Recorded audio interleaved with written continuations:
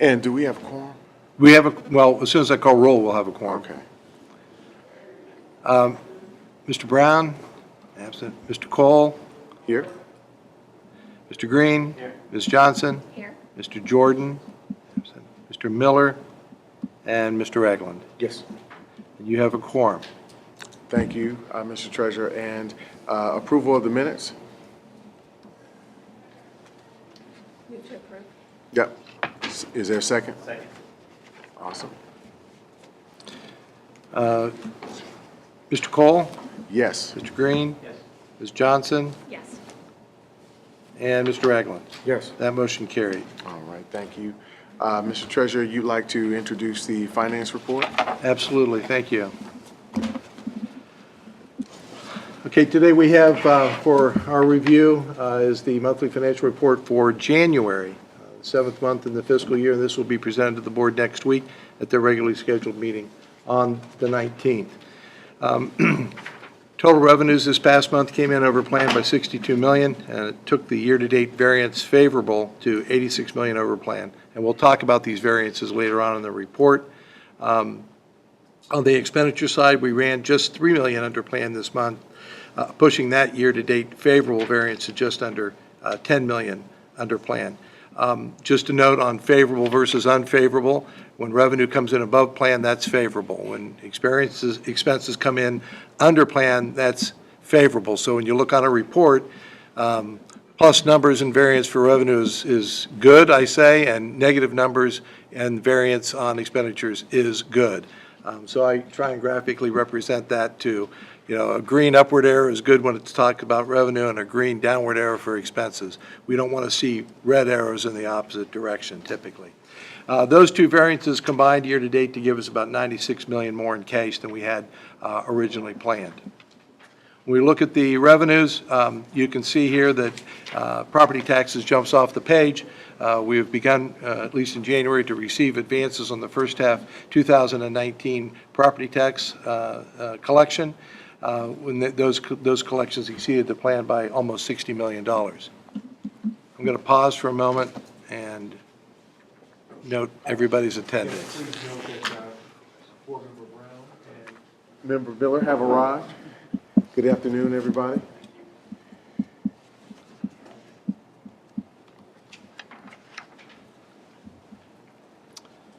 So we were at Okay. 60 million above. Yeah, well, just under 60 million exceeded the plan. And advances, it's hard to predict. We usually use, as in most cases, last year's experience to predict it. We'll get advances in February, but those have stopped. They've come to an end now. And then soon we'll know, what that settlement's going to look like that we'll receive in March. So we'll have a pretty good idea of whether for this settlement period we're over or under. If you recall in previous year-to-date numbers, we were about $7 million over plan on tax collections. That was through second half 2018 collections, which is the first half of the fiscal year. But we won't know how that plays out until later this month when the county auditor lets us know and gives us those settlement figures, and then they should distribute settlement in March. We had talked about some of the differences in first half, second half payments because of tax code changes back in 17, which would affect 18.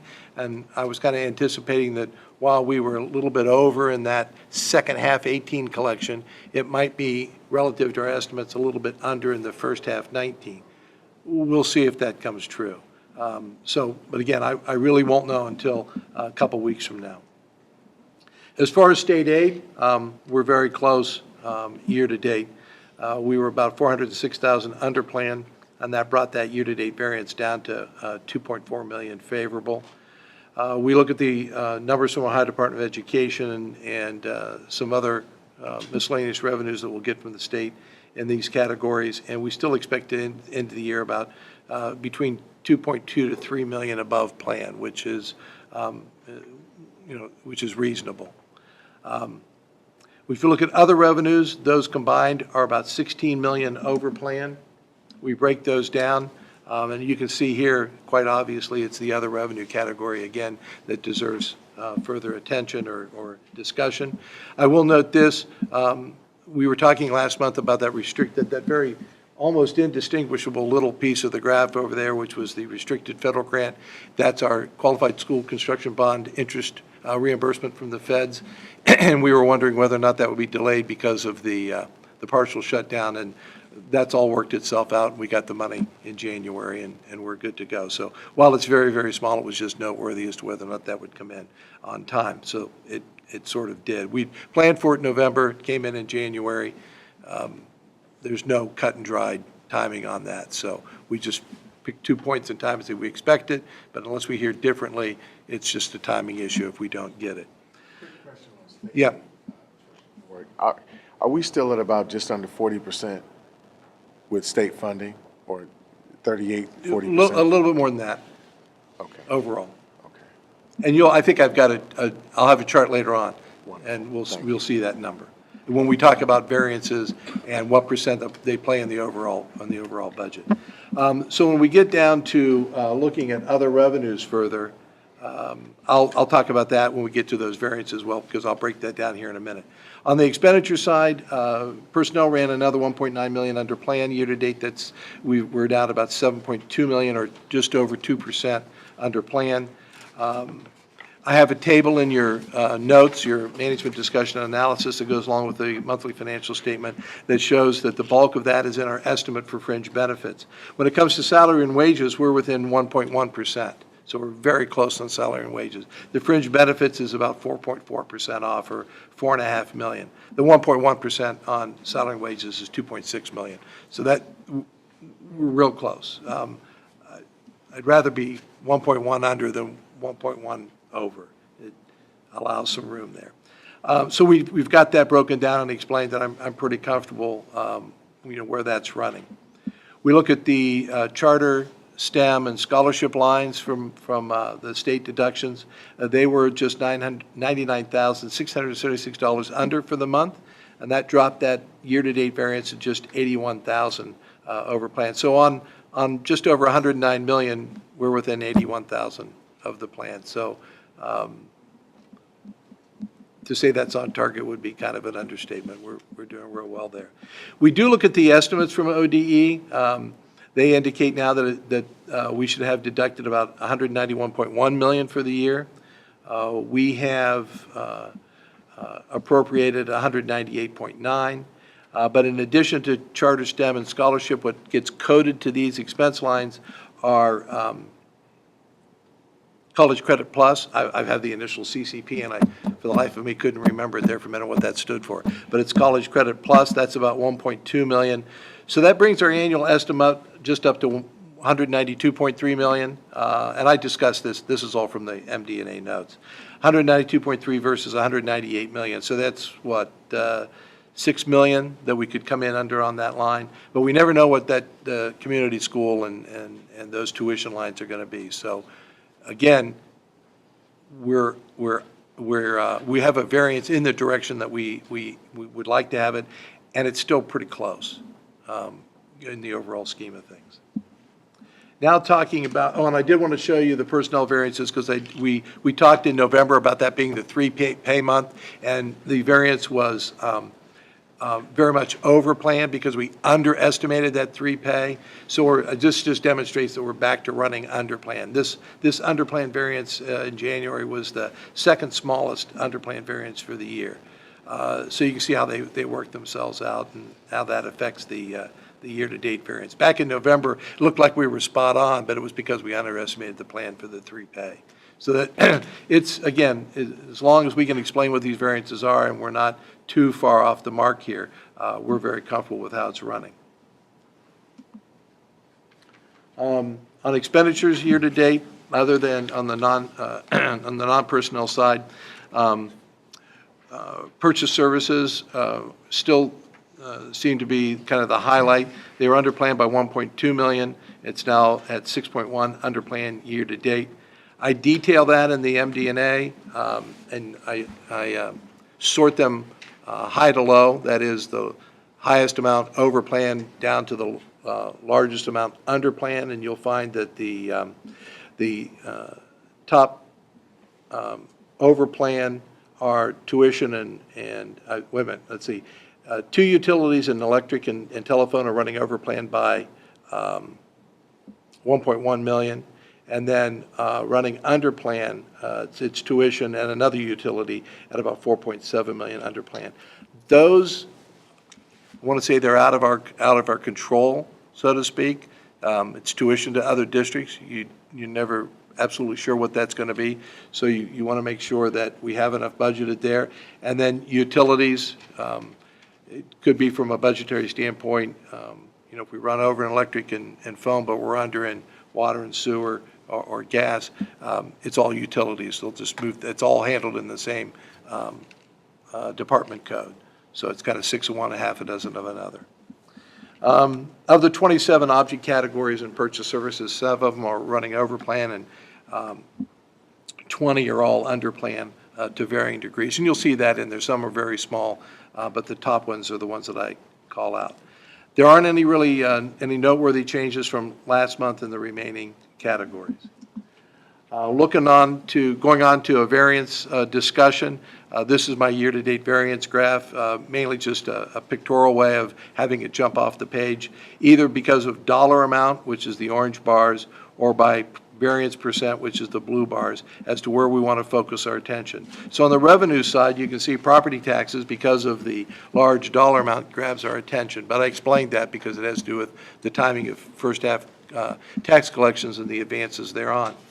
And all other revenues, I'll get to that, I believe, in the next couple of slides.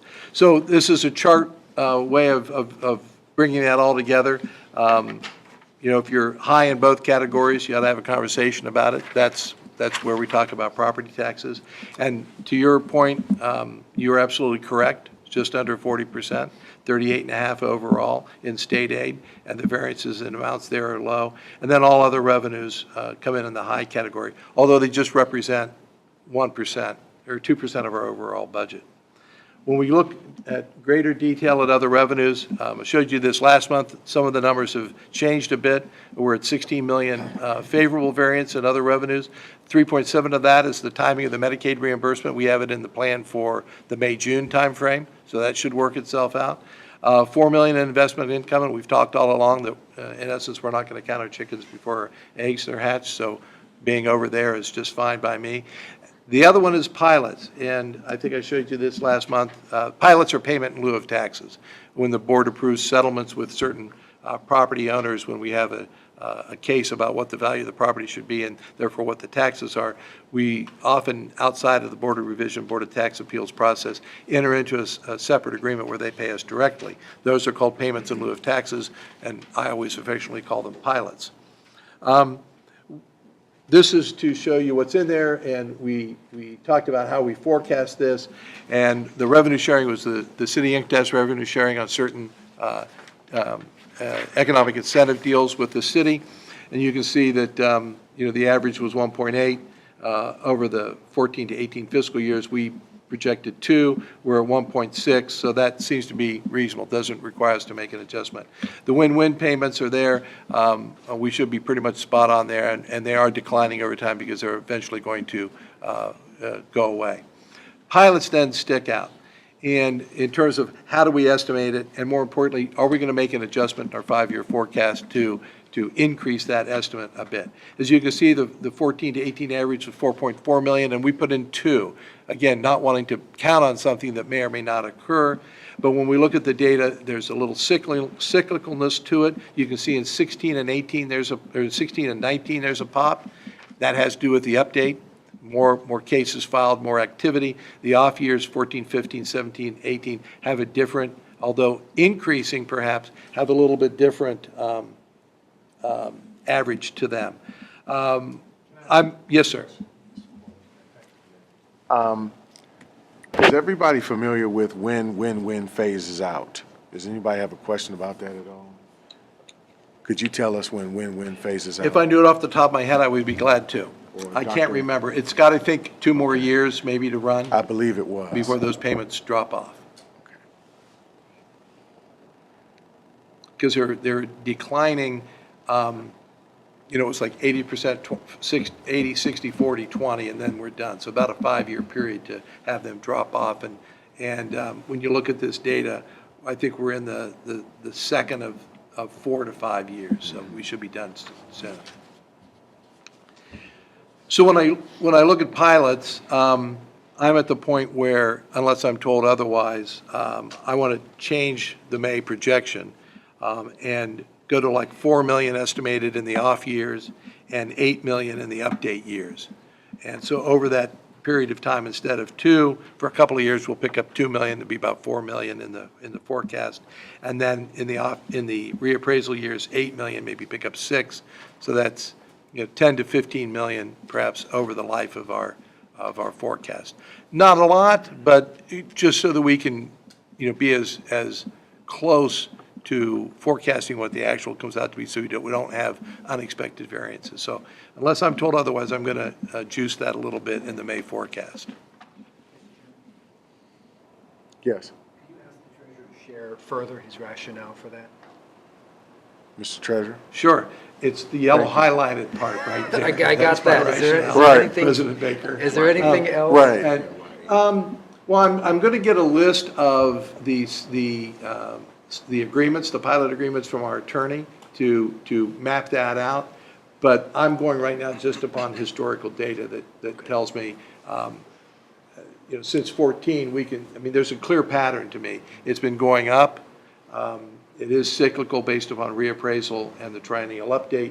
So I think rather than doing a flat 2%, we need to reflect that slight increase and also the cyclical nature of how those cases are filed and payments are made. So that's the entirety of it. If I get data back from the attorney that says otherwise, I'll let you know. Thank you.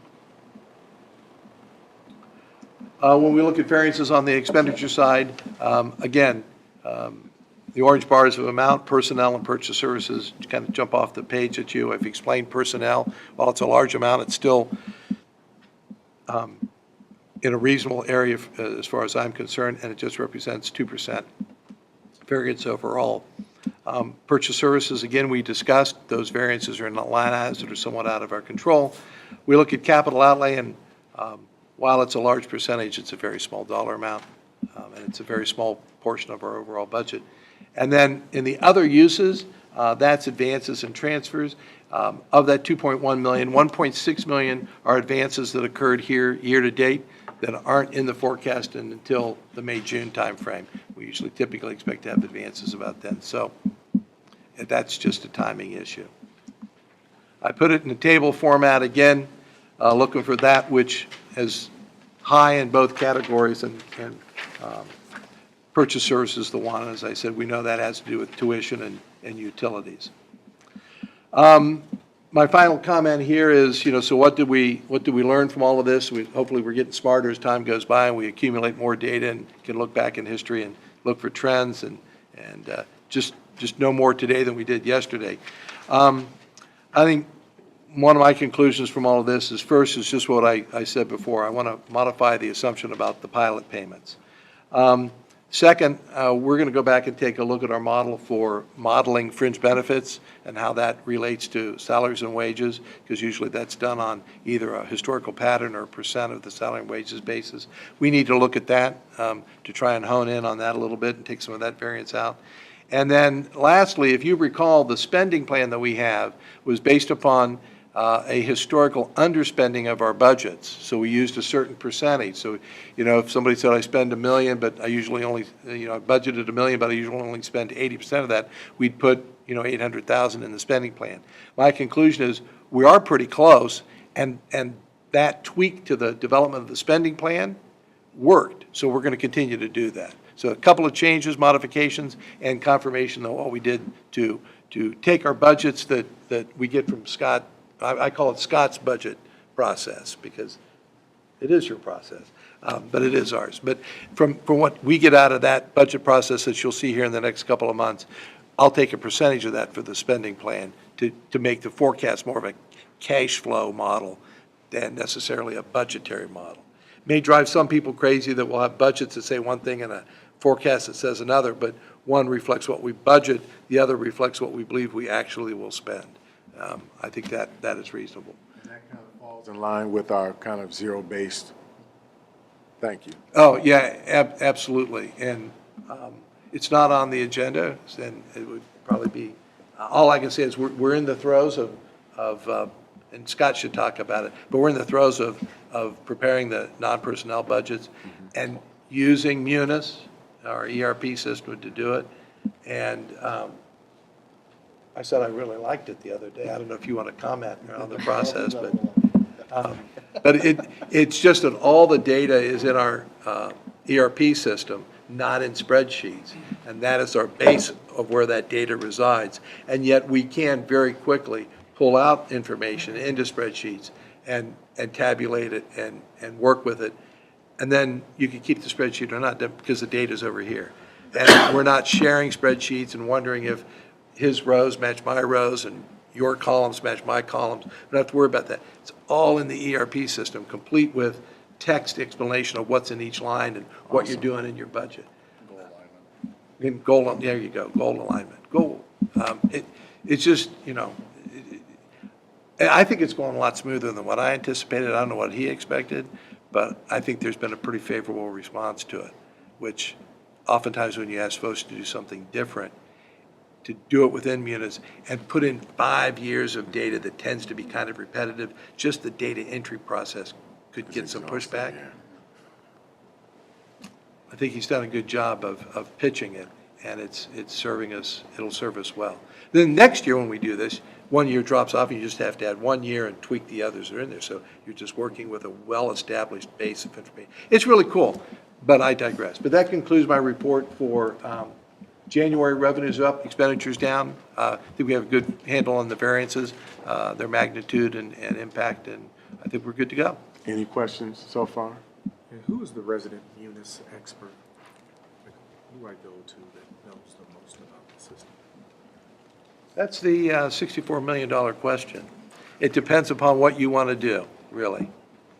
We do not have a singular staff person that, I'm going to use a very old term, we don't have like a Munis ombudsman, Right.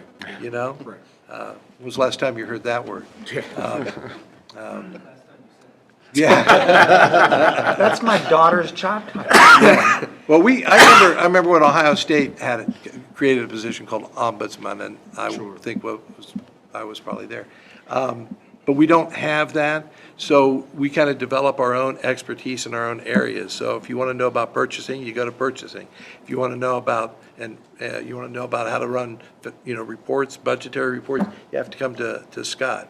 My question, I guess it leads to the next logical question for me. Do you think that there's a need, as we kind of make these types of shifts, do you think that there's a need to have someone that is highly qualified within this system that would allow us to have a centralized point of contact, and then maybe that person can be the person to kind of disseminate, I'm kind of a quarterback ombudsman. Right. Do you think that's yeah. necessary? I mean, it seems like you're enjoying the shift as it is right now. Right. But, as we grow and as we change and things get modified, it may be helpful. I think there's a tremendous amount of value to be had for an individual or individuals plural, but for someone to sit in between the technology piece and life and operations, and to have an appreciation for what those of us on the line, so to speak, are doing, and yet how can we accomplish that within the technology piece that we have? We don't have the time to hunt and peck, as I call, to go learn about what's in Munis. And I will tell you, when I first arrived 4.5 years ago, is that right? August of 14, and talked to folks, a big issue was, I'm having problems with Munis, or I don't like Munis. Most of it was, I just don't know how to get my job done in Munis. Or Munis doesn't do this. And so I personally took it on myself to say, well, are you sure? Or if they come and, hey, we've got a new idea, we want to get something done, I'd always ask, can Munis do that? but we didn't have anyone that could answer that question. And so it was a matter of individually, like, we wanted to learn more about how to do this budget entry. So we had to take it on ourselves to go to Tyler, get some training, visit them, and then bring that back. It would be great if there was someone who knew the ERP system extremely well and could not only answer our questions, but also could see what we do and see a capability and marry the And make two. alignment. Marry the two. I remember in a previous life, the Bloomberg system for stock market, bond trading, financial securities industry.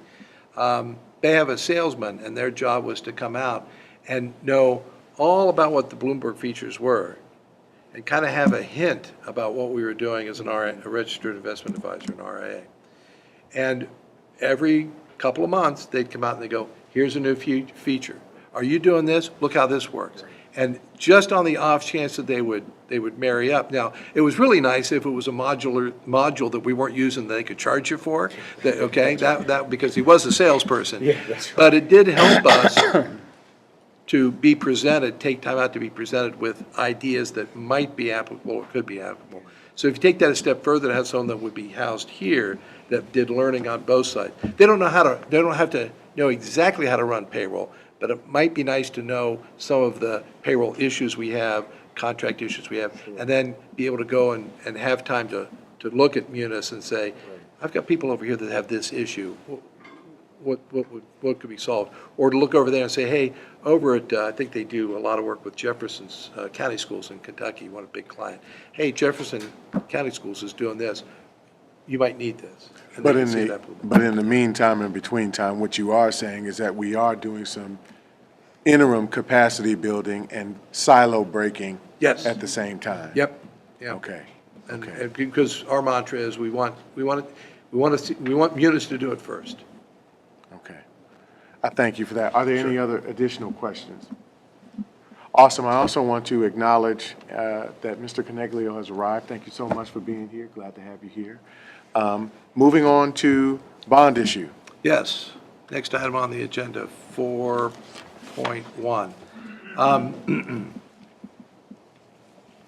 Wanted to bring the committee up to date on where we are with Operation Fix-It from a financial side, from a funding side. This bond issue, and let me just mention here, behind me, the cast of characters behind me. Can you all just introduce yourselves? Bond counsel? I'm Ed Caveza, Dinsmore and Shoal. I'm Diana Beeson, also from Dinsmore and Shoal. And then we have advisors. They were once called FA, or financial advisors, but the laws changed. They're now called municipal advisors. But it's just the same old folks, different name, right? Marvin Founds at Umball. Jordan Peters at Umbach. Yes, another Jordan. Yeah. Number 3. Yeah. So if we need anything, I'm just going to shout out Jordan, and it'll be a 35-point toss-up question for you. And this is the team from which we lost Megan. That is correct. Or you lost Megan.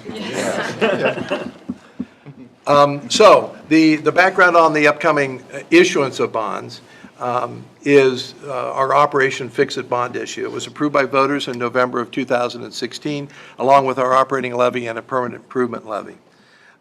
We were approved for $125 million in bonding authority, that we could issue up to $125 million in bonds. As I said, we called it Operation Fix-It because it was designed around getting us a jump start on addressing hundreds of millions of dollars of deferred maintenance over time. The PI levy that passed, which is an ongoing flow of tax revenue, was addressed that once you get caught up, the idea of PI levy is that keeps you caught up, but when you're kind of this far behind, you need a shot in the arm to kickstart this. The 125 was, I'm going to say, an attempt at that. We could have used more, but millage constraints, and we got what we got. And that's great. So we got Operation Fix-It underway. There's a chart that we marketed with that is all color-coded with the buildings and the different trades, HVAC, plumbing, electrical safety, and security. And we know where everything's going to go. We've got dollar amounts plugged in there for what we budget as well as what we spend. So the tracking is very good. To start the project off, we looked at, and bond counsel can speak to this if you want to know, but when you issue bonds, there's a spend down provision. You can't just, borrow a whole bunch of money at tax exempt rates and reinvest it at taxable rates and arbitrage the heck out of it and not spend the money eventually. Can't do that. There was a time when you could, but you can't do that anymore. So we looked at a 3-year spend down and came up with the help of Alex and others. How much can you spend in 3 years, roughly? Just do our due diligence. And that was $75 million. So we issued $75 million in January of 17, and we've been working that off ever since. So why do we want to issue $50 million more at this point in time? The current status is we have about $32.4 million in cash. On an unencumbered basis, about $27.5 million, and that's roughly 43% or 37% of the original issuance. 3 years out from 16 or 17 is next January, February, so we're getting to that point where we should have it fairly well spent down. I think it was my arbitrary target to get down to 25. Is everybody? Okay, good. My arbitrary target to get this down to about 25 unencumbered, spent or unencumbered, before we look to issue bonds. I think we'll get there in the August to October timeframe, which is why I'm bringing this up now. We'll need to spend about $8.7 million or encumber $8.7 million more between now and then, and I think we'll get there. What we want to do is be in a position to issue the bonds when the time comes. So what will happen is we'll bring board legislation in April to approve the issuance of $50 million. It will be written in such a way that we'll issue it when we're ready to issue it, and I'll be authorized to execute that transaction. Right after the board, we'll bring that legislation to you probably at the next meeting. Right? Okay, good. And then the board will present that to the board in April, and after that is approved, we'll go to our underwriting team and do some interviewing of them and decide who we're going to select as the underwriter, the folks that take the issue to market, sell the bonds, and get the proceeds for us. We'll do that probably in the May timeframe. We have a pool of underwriters. It's like 8 or 9 firms, and we typically put together a team based upon their capabilities, their prior experience with us. It's not, totally just round robin rotating. It's more who might be best to work this deal, coupled with, since you're in the pool, have you had business before? So we try and move that around a bit. This is a smaller issue, so the structure of this and the setup of the team may be a little bit different. Whether or not there's a team is still under discussion, but we'll get to that in May, and I'll work with our MAs and bond counsel on that. That's it. Do you have anything you want to add about the bond issue, the $50 million, anything special? Okay, thank you. Do you have any minority underwriters in any of your groups? We have 4. Siebert, Loop, Cabrera. Don't have 4? Just 3? Just those 3. Those 3, my bad. Just those 3. And all of the underwriters, are they all Ohio-based underwriters? No. Some are Chicago, some, the Siebert, New York, or what? Is it New York? New York? Siebert's New York, Loop's Chicago. We have Key, PNC, Ross St. Clair, which is really Cincinnati. I mean, you asked me if it was Ohio, and I said, no, it's Cincinnati. That's horrible. That's terrible. Who else? Stiefel and Fifth Third. So quite a few here locally, but a couple nationals. Thank you. Yeah, that kind of begs my question to Dr. Stanford. As we spend these resources, I'd like for us to pay particularly close attention to whether or not we're using Columbus-based companies. You just gave me an opportunity to ask that question, and if we can be forward-thinking, because the likelihood of some of our parents getting some of the jobs from the resources that are being spent is of real importance to me. So, sorry for the sidebar, Stan. No. No. In fact, I'm glad you're on point with that because we do, from Mr. Oldham's side of things, follow how many LEDE entities we deal with. So there may be on any given contract as much as 10, 5, or 100% utilization of a locally economic disadvantaged enterprise. So yes, we'll make sure we keep abreast of that. And just so you know, on bond underwriting, because it's a big financial operation, the capital required, there isn't an LEDE bond underwriter. I mean, that just, doing pretty well. you don't just, not, with all due respect to LEDs, you don't do a startup bond firm without a whole lot of capital. You just Absolutely. can't do that. So that won't be part of it.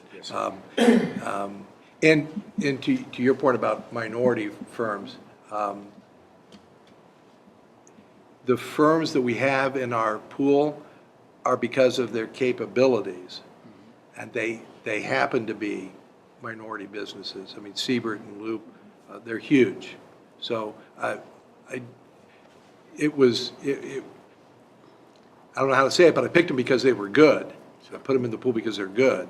And the fact that they bring that characteristic with them is great. But I wanted the best team for the district, and they fit. So that's the next issuance of bonds. And like I said, it required just the board authorizing the issuance. It's already been voter approved. But I thought I could take some time and talk kind of what I call a capital funding primer, because Operation Fix-It is just one piece in our overall capital expenditures. And it was, as I mentioned, designed to fill a specific purpose, give us a jump start on deferred maintenance. So, where does it fit in? I also said that we had a $500,000 permanent improvement levy that was approved in August. It generates about $4.4 million a year on an ongoing basis.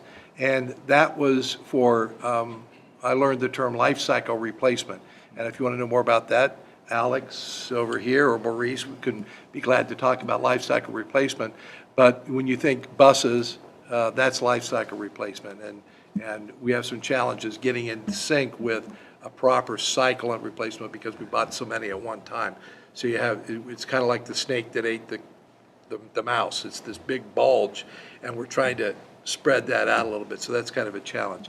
And then, I wrote down on the agenda, how does this differ from the $500,000 maintenance levy that was related to the Ohio School Facilities Commission, which is now Ohio Facilities OFCC. Construction Commission, OFCC.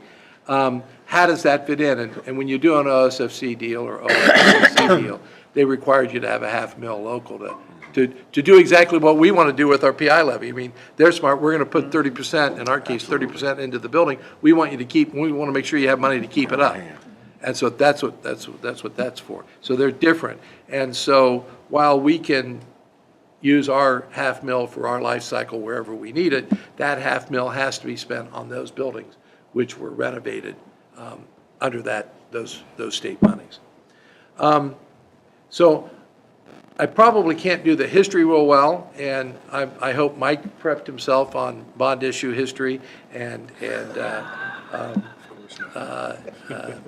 Ed back here can talk about what our prior FMP, or Alex could talk a little bit about the prior FMP, but my overarching view that I've learned in the past 4 years is we had a facility master plan back in 2002, 2003. It was designed to be a 15-year plan, had all these different phases to it to address our needs. And the funding for that came in pieces. It wasn't done, I think it was a pretty big number. I think it had a B in it, as in billion. But with the state funding 30% of that, you're still at hundreds of millions of dollars in capital funding that we need to do. The decision was made not to put that all on the ballot at one time, to do it in pieces. How many bond issues did we do? Two. PI. And spent about 300 or 400 million so far? Okay, so of the over $1 billion, you've done about 400 million, so do the math real quick. You're looking at 600 to 700 million in that original FMP in phases that have yet to be funded. We know what they are, but they just haven't been funded. And I could talk more about that because the way we did the borrowing for the $500,000 levy is the way I like to do it. That is, I got approval, I'm sorry, for the 125 million bond issue, got approval for 125, but I'll fund it and levy the taxes to pay it as I need to. So, Mr. Treasurer,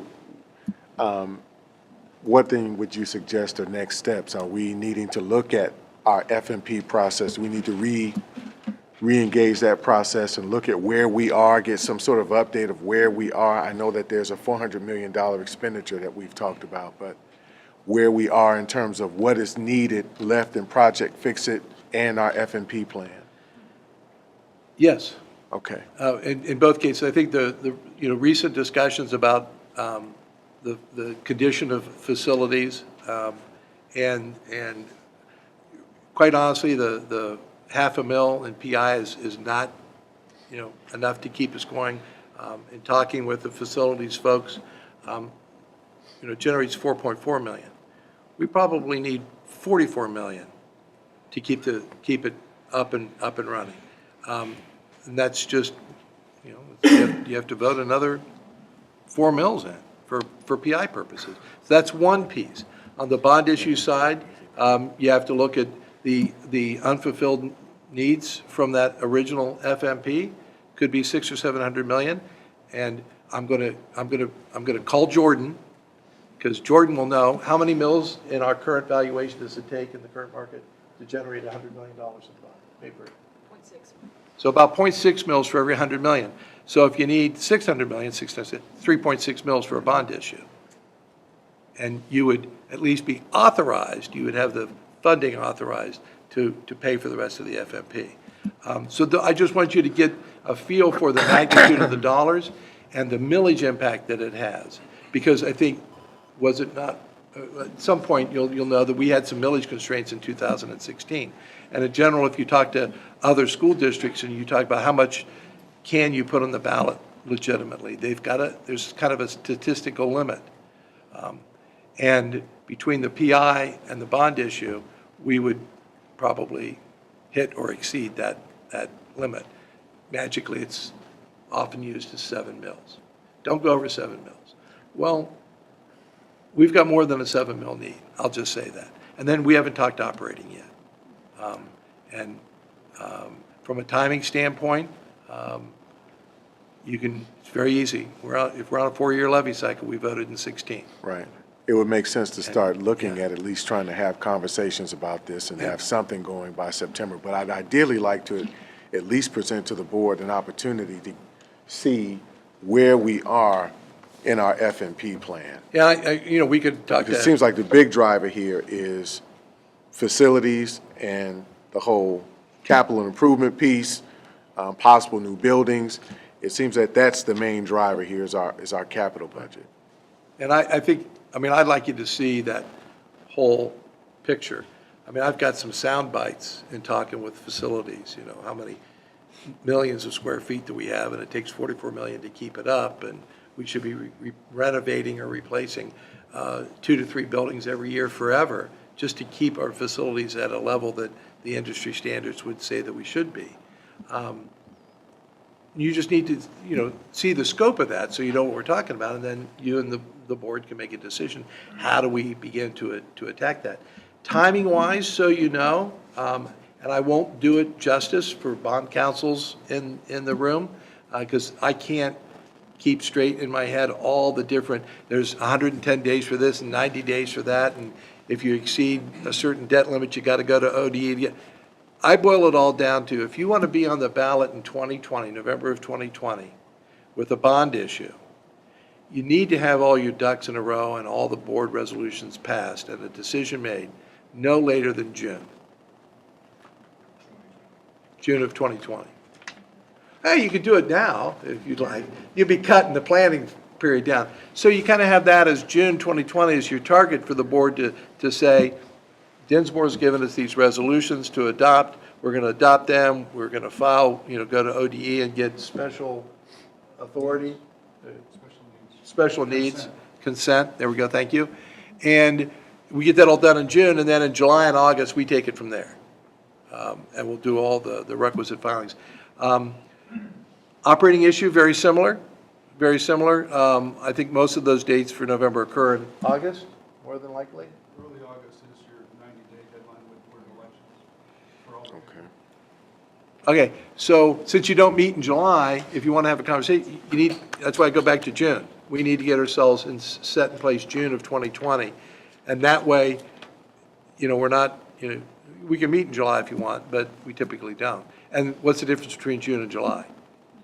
How much more deliberation? So, and let me just finish by saying, knowing that June of 2020 is that end point, add in everything you need to do before that. What kind of revisiting of the FMP or re-explanation of the FMP do you do? What kind of a levy committee do you want to do? What kind of a community information system do you want to? If you want 6 to 9 months of that, you're back into, September. it's, Fall you're of looking, this year. you're looking down the road at it. So, I was told by one of your fellow board members, no surprises. So I'm glad this is being taped so that I've duly informed you that 2020 is upon us, if you so choose to do it. And I can share with you, with the help of everybody in the room here, to let you know what the magnitude of that is. Yes, Mr. President. I would like to, based on previous conversation and previous experience, what I'd like to recommend is that we ask staff to provide us at the next committee meeting some sort of a You- robust picture of what we're looking at. And as we've done before, I think then we know what the deadline for filing is, and we just simply calendar backwards as we have done in the past. You beat me to the punch. You beat me to the punch. It would be awesome to get that information on F&P, where we are with regard to that, and then look at calendaring based on when you're saying we actually have to have paperwork filed and ready to go. Exactly how far back do we have to be planning this? I mean, you're telling me, based on your numbers right now, we're looking at fall this year. Oh, yeah. If I had to pick a time, get through the summer and then put the August, pedal to the September. metal in August, September.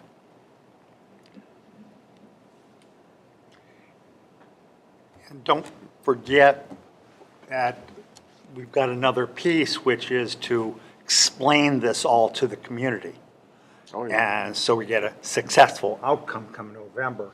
And some of that needs to get started earlier rather than later, ahead of completing this process, obviously. And some of that may be wise to get started in the fall.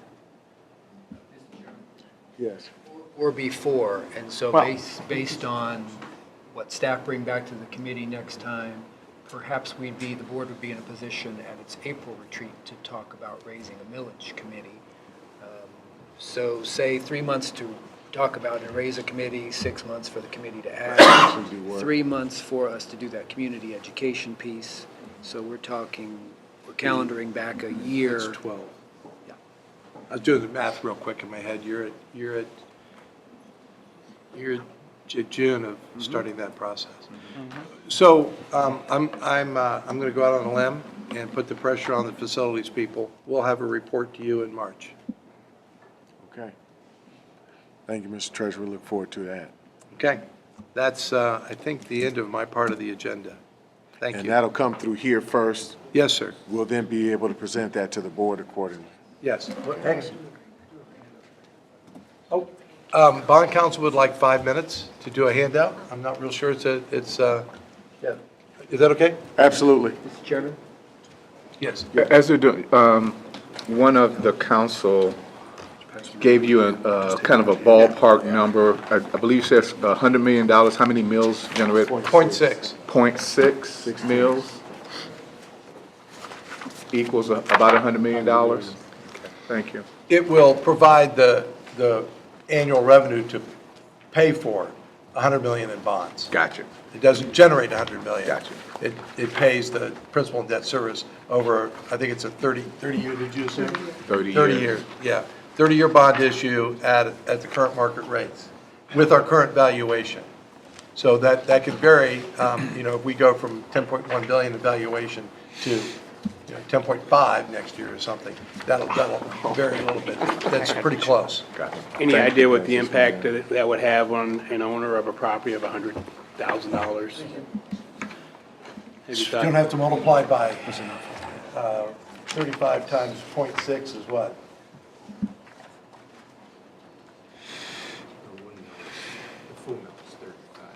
Yep. So,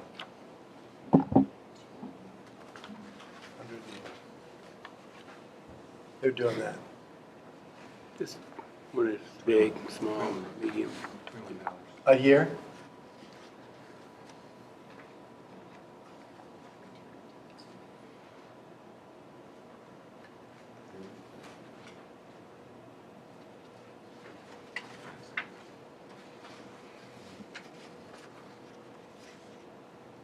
$35.68, yeah, $21.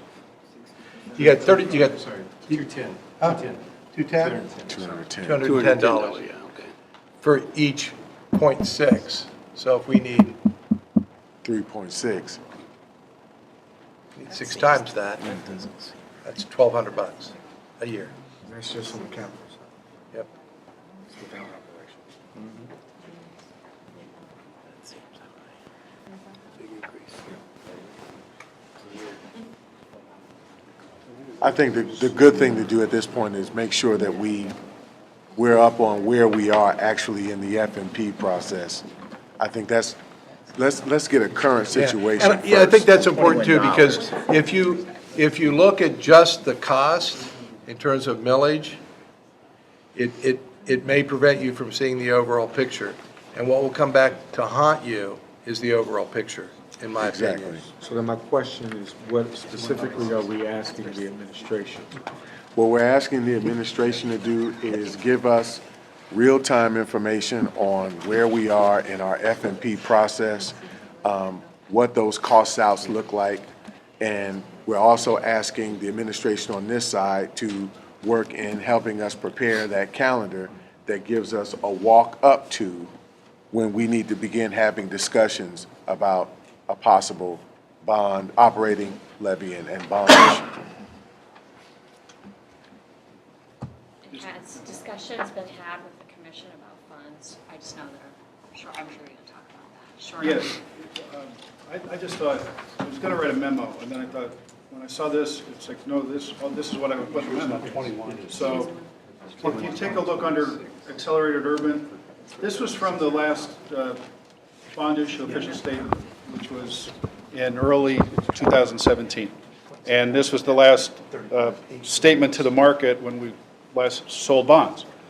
And you could see it sums it up, the history from '02, and 921 is local share, 395 is a state share, and 284 million local funded initiatives. So total project costs them 1.6 billion.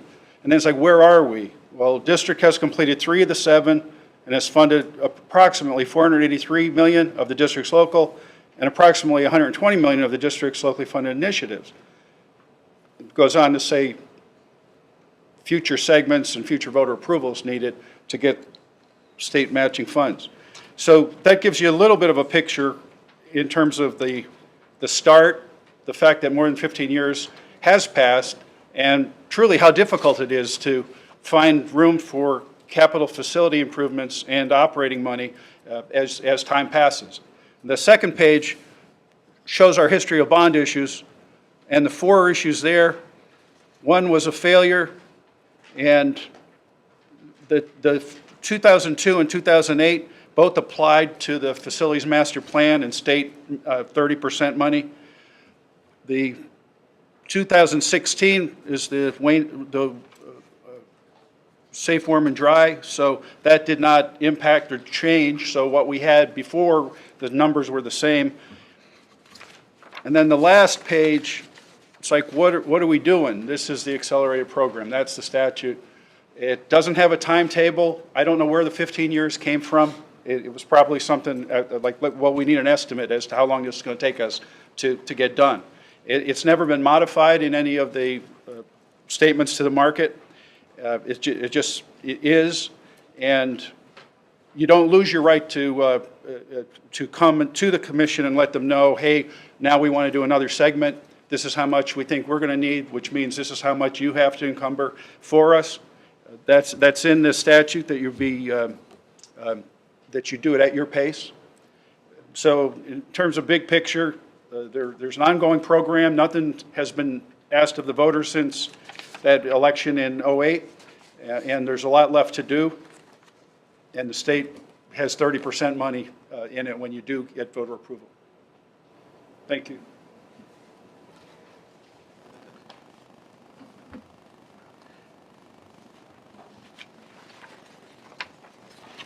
Let me make a little clarification. The .6 mils cost $21 per 100,000. So it'd be $126 for all, to do 600,000.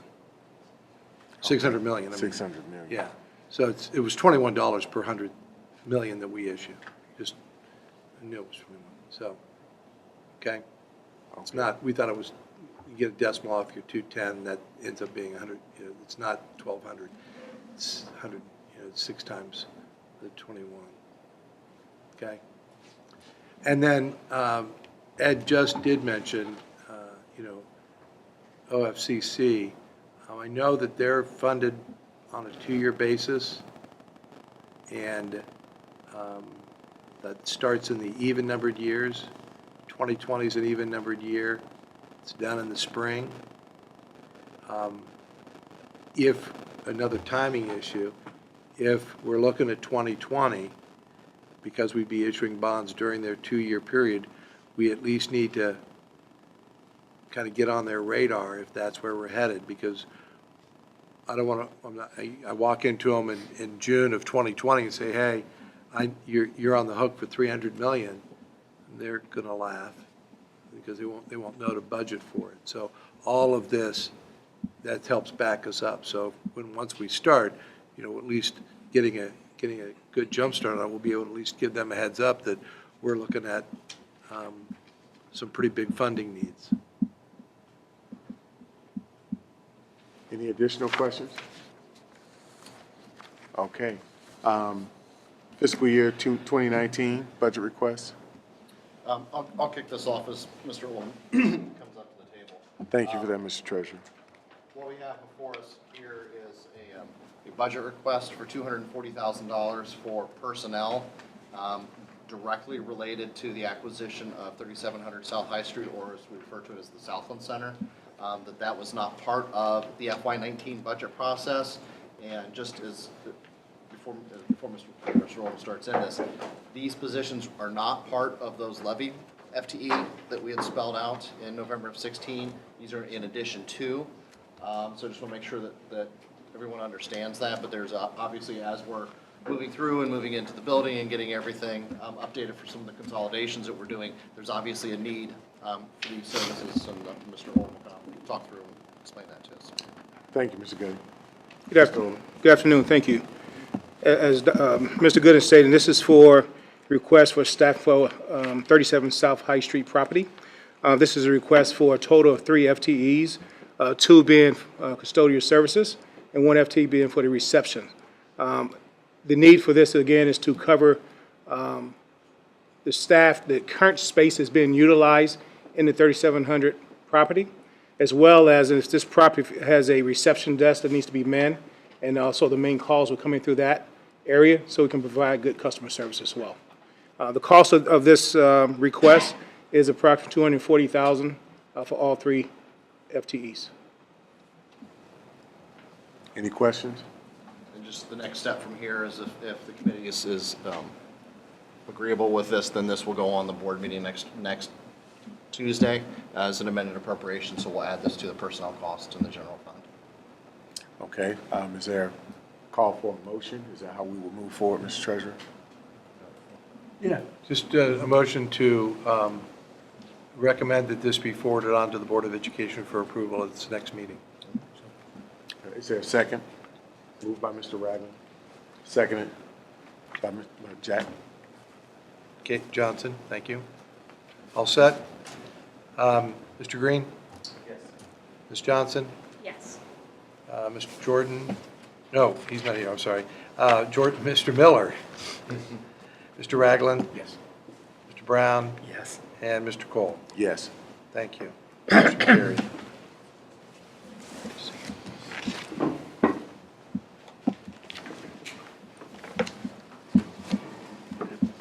Thank you. If there's nothing else for the good of the order, Adjourn? Motion is there a motion to adjourn? And second? Second. Okay, Ms. Johnson? Yes. Mr. Miller? Mr. Ragland? Yes. Mr. Brown? Yes. Mr. Cole? Yes. And Mr. Green? That motion carried. Thank you. All right. Thank you all. Thank you all so much for coming out this evening. You've made this a wonderful first meeting for me. I look forward to working with each and every one of you in the year moving forward. Thank you so, so much.